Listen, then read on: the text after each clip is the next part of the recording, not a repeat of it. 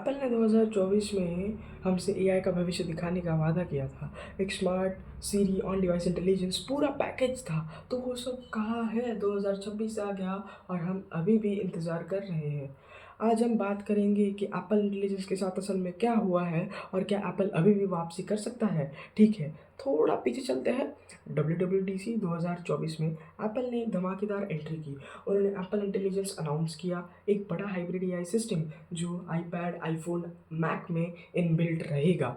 On device processing, privacy first और सीरी के साथ डीप इंटीग्रेशन सुनने में तो कमाल लग रहा था। एप्पल फैंस एक्साइटेड थे। स्टॉक ऊपर गया। सबने सोचा एप्पल ने फाइनली एआई समझ लिया, लेकिन बहुत जल्दी दरारें दिखने लगी। फीचर्स डिले होने लगे, सीरी अपडेट जो आने वाले थे बार बार टलते रहे और एप्पल ने जो रिवॉल्यूशनरी एक्सपीरियंस प्रॉमिस किया था वो कभी पूरी तरह आया ही नहीं।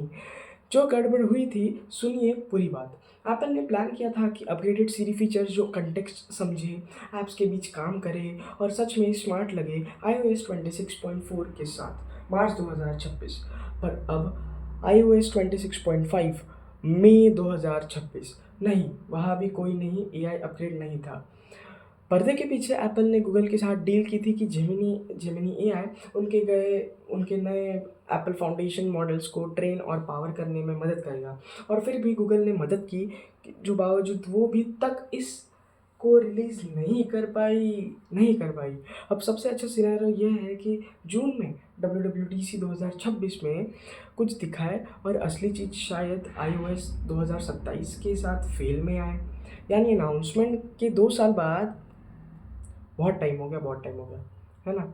तो और मामला यही तक नहीं रुका। एप्पल ने फीचर्स डिले किए। यूएसए, कनाडा, चाइना, जापान जो उनकी मेजर कंट्रीज़ थी जिसमें उनका सेल इंक्रीमेंट हो रहा था, वहाँ भी उनके सेल 33% से डिक्रीज़ होने लगे एज़ कम्पेयर टू सैमसंग।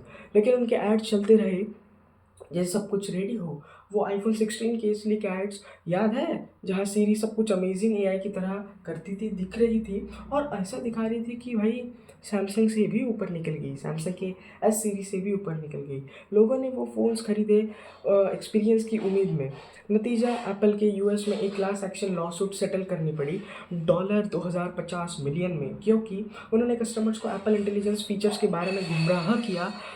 कभी भी ना आए, वो फीचर्स आए ही नहीं कभी। और अब ब्राज़ील भी पीछे पड़ गया है, वहाँ भी कस्टमर्स प्रोटेक्शन एजेंसी ने फॉर्मल इन्वेस्टिगेशन शुरू कर दी है। और सिर्फ पीआर की समस्या नहीं, ये ट्रस्ट की समस्या है।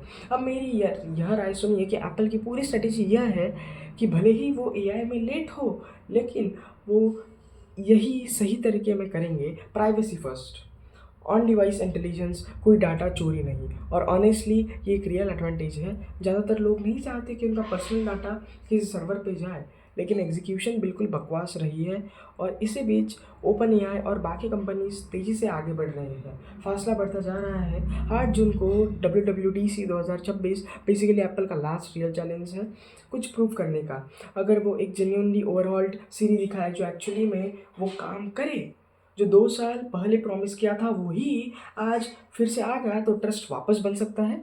लेकिन अगर फिर से आता है, बस थोड़ा सा इंतज़ार करो वाली बात हुई, है ना? तो मुझे नहीं लगता कि फैंस इस बार माफ़ करेंगे। तो यही है एप्पल इंटेलिजेंस की पूरी कहानी। एंड सैमसंग का एस सीरीज़ का जो एआई है वो बहुत ऊपर है। एंड अभी भी जैसे S26 आ गया, S27 आने वाला है, S27 में भी उसका बहुत ज़्यादा, क्योंकि सैमसंग ने जैसे कि अभी प्राइवेसी स्क्रीन का वो फीचर निकाला है, वो बहुत अच्छा फीचर है। क्योंकि उसमें बहुत सारे एड्स भी बने हैं, फेमस यूट्यूबर्स ने भी उस पे एड्स बनाए हैं। और सैमसंग के साथ तो भरोसा भी है कि अभी जो आएगा, सामने जो फ़ोन आएगा, उसमें इतने बेहतरीन एआई निकालेंगे, कुछ ना कुछ नया ज़रूर करेंगे। क्योंकि दुनिया बढ़ती जा रही है, दुनिया की पॉपुलेशन बढ़ती जा रही है, एआई का इस्तेमाल वैसे ही बढ़ते जा रहा है ना? सो बड़े वादे, भारी डील्स, लॉसूट और एक मेक और ब्रेक WWDC सामने है। आपको क्या लगता है, क्या एप्पल इस बार भी डिलीवर करेगा या वो रेस में परमानेंटली पीछे रह जाएगा? कमेंट में बताइए। अगर वीडियो अच्छी लगी तो लाइक करें और सब्सक्राइब करना मत भूलें। अगली वीडियो में मिलते हैं।